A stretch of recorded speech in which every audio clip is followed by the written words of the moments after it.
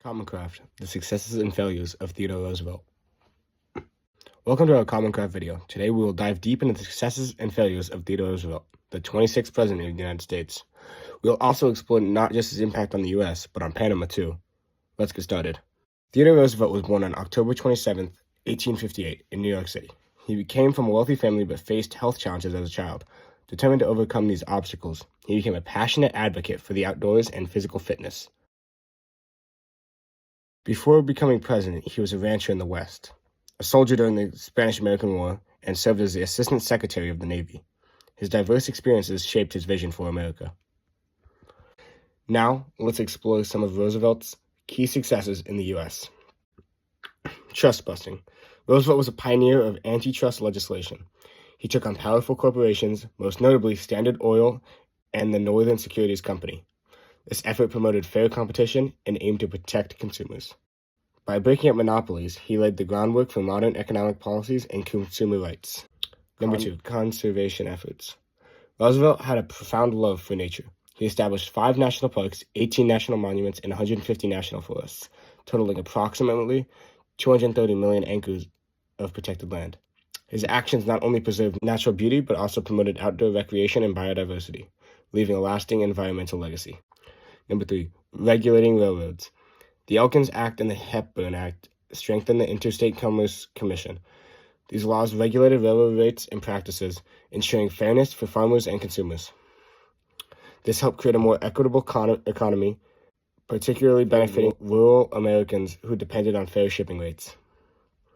Number 4, health and safety regulations. Roosevelt championed the Pure Food and Drug Act and the Meat Inspection Act, which established standards for food safety and consumer protection. These reforms significantly improved public health and consumer trust in the food industry. While Roosevelt achieved much, he also faced significant failures. Number 1, despite his progressive reputation, Roosevelt did little to advance civil rights for African Americans. He famously invited Booker T. Washington to dinner, but overall, his administration took limited action against segregation and discrimination. This inaction created a divide that would persist for decades. Number 2, while Roosevelt brokered peace during the 1902 coal strike, his approach often favored business interests over workers' rights. His administration was reluctant to support unions, limiting the advancement of labor rights. This left many workers feeling unsupported and marginalized.